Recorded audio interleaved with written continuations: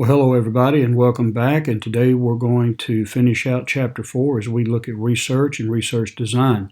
Now, if you remember yesterday, we saw decision making as a process. So too is research. There are different things that involve research, steps that you have to take if you're going to be an effective researcher. So today, let's take a look at those steps and let's take a look at those processes that are necessary to be able to conduct proper research.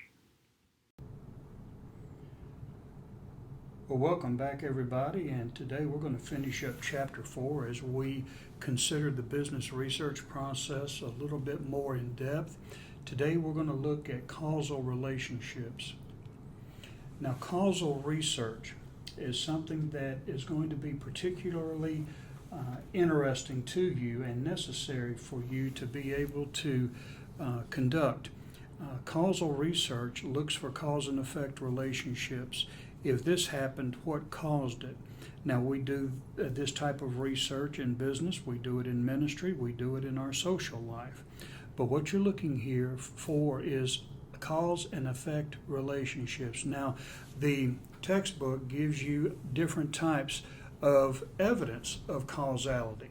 What are some types of reasons for things to happen? Well, you see here temporal sequence, and this deals with the order of events that takes place.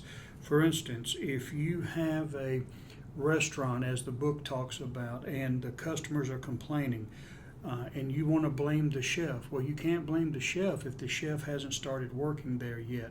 So one thing has to be in place, or things have to be in place for the intended outcome to happen, or the outcome happen. Now, concomitant variation is when two phenomenon vary together, and this is where you're looking for correlation. For instance, if a university, as you see here again in the book, and I'm using much of this from the book, if a university increases or creates an online degree program, and you see where the resident classes start to decline, there may be a correlation there. There may be a concomitant variation where one causes the other to happen. And then you have a non-spurious association, and this deals with an absence of alternative plausible explanations. And you see here, and I'll move on to the next slide, where they equate, or they try to say that the increase in selling ice cream also leads to an increase in murders. Well, that's kind of far-fetched, but let's say that is true. Let's say that the more ice cream that's sold in Memphis, Tennessee, the more deaths occur in Memphis, Tennessee. Well, that would be a proposed causal inference, but there also could be other reasons. Now, when do you usually buy ice cream? Well, when the temperature rises, when it's hot outside. I don't think you buy as much ice cream in the wintertime as you do in the summertime. But let's say, for instance, you're buying more ice cream in the summertime when it's hot. Well, when it's hot, people tend to be maybe less friendly. They may be grumpy, they may be irritable, and that may cause the increase in murders and so forth. The ice cream is just an incidental. It's just one of those things that occurs, but is not really the cause. The temperature and the heat is the real cause. But you will notice that because it's hot, you're going to buy more ice cream as well. So this is jumping to the wrong conclusion, in other words, and that happens quite often, and we need to be aware of it so that we don't make those mistakes. Now, there's also degrees of causality. You have absolute causality, and that means the cause is necessary and sufficient to bring about the effect. And they talk here in the book about smokers and cancer. Smoking is necessary and sufficient to cause cancer. Well, studies have shown that that may not necessarily be true, but most people would have you believe that smoking causes cancer, and by and large, I would agree with that. But you can't say, really for the sake of argument, that it causes it with everybody. So fire will burn you. Now that is absolute and necessary and sufficient to bring about the effect of burning. When you put your hand on a hot stove, you're going to get burned. So that might be a better example of absolute causality. Conditional causality is a cause that is necessary but not sufficient to bring about an effect. And what we see here maybe is that if other conditions are right, the cause can bring about the effect. And let's say, for instance, as the book says, there are other medical factors that can contribute to cancer. If you have genetics, lifestyle, and diet, these are also plausible causes of cancer. So if you smoke and have a genetic disposition or lifestyle that promotes cancer, smoking could be considered a conditional cause of cancer. So there are other things there that can bring it about, and smoking could be a major contributing factor or a conditional factor to it. Now, contributory factor is the weakest form of causality, and this states that a cause need be neither necessary nor sufficient to bring about an effect. So what we see here is that for any outcome, there may be multiple causes. So an event can be a contributory cause of something so long as the introduction of the other possible causes don't eliminate the correlation between it and the effect. So you have absolute, you have conditional, and you have contributory causality that can lead in your causal research or help you in your causal research. Now, experiments, you're just looking at conditions. You normally will experiment with what we call an experimental group. Normally in an experiment, you'll have a test group and a control group. The control group will stay consistent while the test group or the experimental group, you will experiment with. So an experiment is a carefully controlled study in which the researcher manipulates a proposed cause and observes any corresponding change in the proposed effect. So that would be the definition. Now, variables, they represent the proposed cause and is controlled by the researcher by manipulating it. For instance, if I wanted to test the reaction of older people to heat or air conditioning changes in a room, I could get a group of older people in the room, and I could manipulate, or I could control the thermostat and see how they respond to it. Now, manipulation is where the researcher alters the level of the variable in specific instruments. And they give you an example of a CEO wanting to test out a product. So they're going to offer this product in one region for $100, and they're going to offer it in another region for $200. So they're manipulating the level of expense, that variable, in different areas, which is another variable. And then test market, and that's an experiment that is conducted in actual market conditions. So they may go to Memphis and test out this product and see how people in the South like it, as opposed to maybe someone out in Iowa or Idaho or someplace. So that would be a test market. And manipulation is altering different variables in those markets to see how people would respond to it. Now, you have stages in the research process, and essentially it follows the same pattern as any decision-making model or experimental model. You define the research objectives. What is it that you want to discover? or what is your hypotheses. Plan a research design, and we'll talk about that. Planning a sample, collecting the data, analyzing the data, and then formulating the conclusions and preparing the report. Now, there are some of these processes and data and research designs that incorporate forward linkage. And that means earlier stages influence later stages. Now, what does that mean? That means if I want to take a look at my research design at undereducated individuals, then I'm going to have to create at the very beginning ways of being able to reach them. So if my research design is going to look at illiteracy, then I'm going to have to take a look at the people who might be out of high school or have not looked at or completed high school, people who have dropped out of school.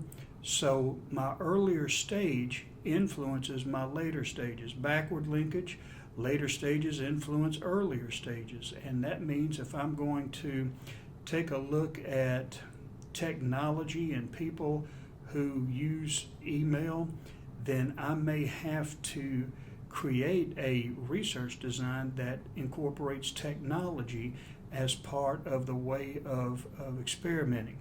So forward linkage, just to be clear, is earlier stages influence later stages. So if my research again is on illiteracy, then I'm going to have to go and look for people who are illiterate. And then if in backward linkage I'm looking for people who are maybe, if I want to look at how technology permeates the business world, or if I want to incorporate technology, then I've got to be able to use technology probably in my process research design. Now, Exhibit 4 or 5 is just a diagram of research process, so I'll let you guys take a look at that. Defining the research objectives, and these are the goals to be achieved by conducting research. And then deliverables, these are the things that the consulting team use to describe research objectives to a research client. This is what we are selling to the person. If you're a consultant, and many people go out of school and become consultants, but here's where you outline the objectives to the research client, and these are what we call deliverables. Now we have also the exploratory research techniques. You can use previous research, which you can get through literature review. And if you see the little picture over here with the young lady and the books, that is a literature review, how it used to be. Now with technology, you can go online and you can leverage the benefits of technology to be able to avoid all of that cumbersome work and time-consuming work and get it with a keystroke. Pilot studies, they're small-scale research projects that collect data from people similar to those to be used in the full study. So you can go back and you can take a look at other research projects that have been conducted that's similar to yours, that complement yours. Pre-test, it's a small-scale study in which the results are only preliminary and intended only to assist in design of a subsequent study. So you're exploring ways of being able to design your main study by doing maybe pre-test, focus group, and as the name implies, you're just using people to get their input, and you guide the discussion among the participants in whatever it is you're trying to accomplish.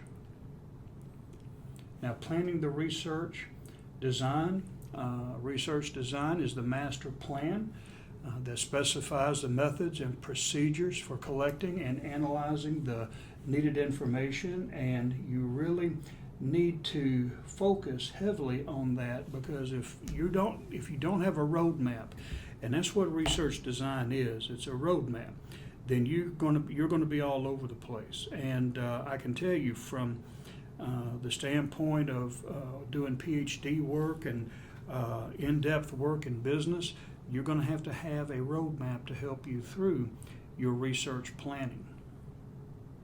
Now, there are basic design techniques for both descriptive and causal research. You have surveys, experiments, secondary data, and observation.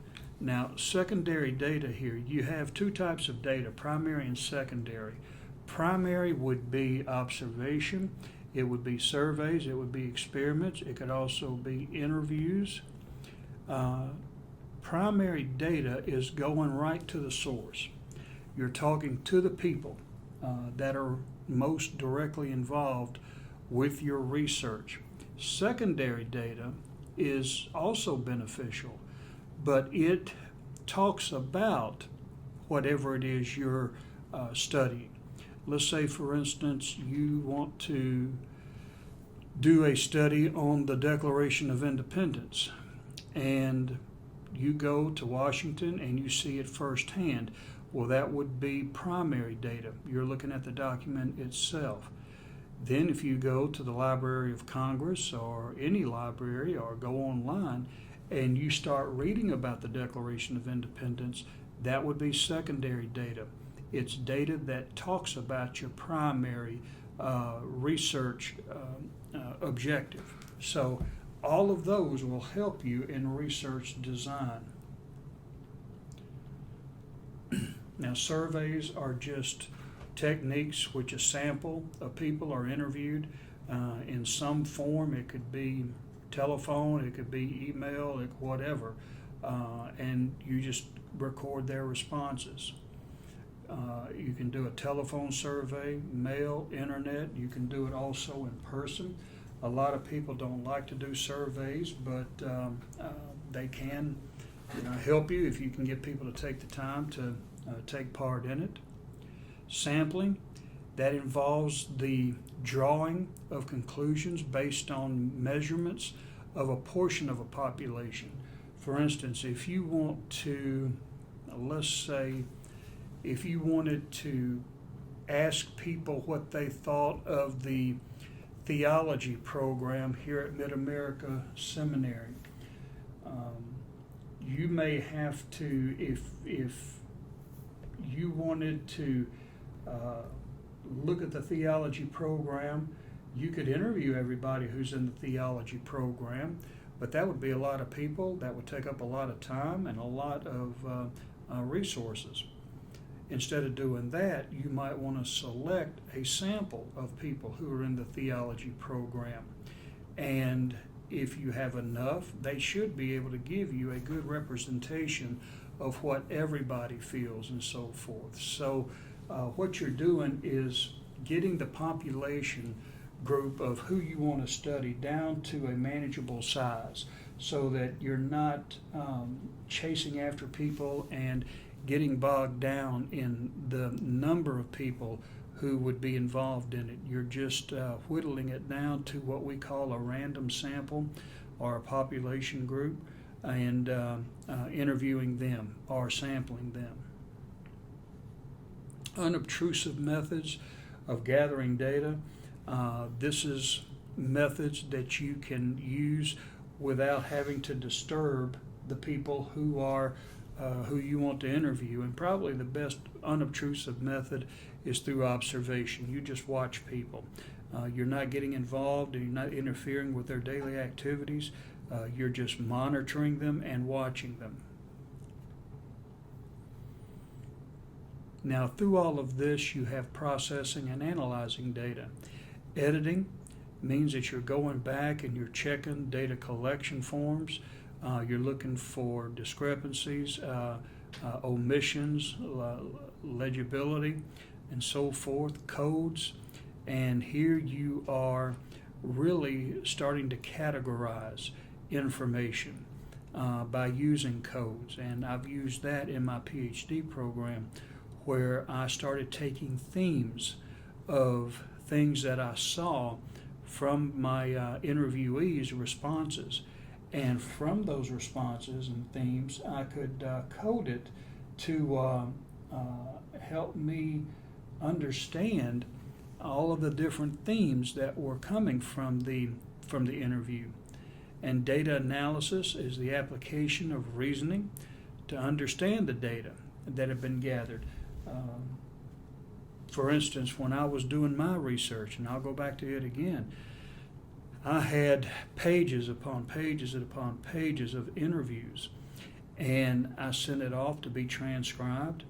And once it came back, those verbal interviews were now in paper form, and I could look at responses, and I would analyze those responses, and I would start putting them in different categories or groups. And once I did that, I was able to code and come up with themes. But all of that in the process as well is what we call data analysis. Drawing conclusions and preparing a report. That's one thing that you'll have to do, especially if you're going to be in management. It's not enough just to go through the routine of collecting and analyzing data. You've got to put it in a form that is going to be communicated to the decision makers in that company or in that ministry or what have you. So here they just give you the basic steps in that communicating and reporting requirements. So I'll let you guys take a look at that, and then we'll move on to the last slide, which is the research program strategy. Now, a research project is a single study that addresses one or a small number of research objectives. A research program deals with numerous related studies that come together to address all types of issues and objectives that are tied to that one or that first research project. My study was the conversions of Christians to Islam during late adolescence and young adulthood. Now that was the research project. Now a research program would deal maybe with conversions in general, not just Islam, but why many young people are leaving the faith and so forth. So it's just broadening out that original or that one or singular project to make it into a multifaceted research endeavor that looks at different areas that involve the that type of issue and question. Well, that's all we have for today. We'll come back next week and we'll continue on in Chapter 5. Well, today we saw how research is a process of collecting data, gathering all of the data together after it's collected, and trying to make sense out of it. Also, too, we looked at how this collection of data can be derived through experimentation. It can be derived through multiple ways or mediums to be able to gather the information that you need.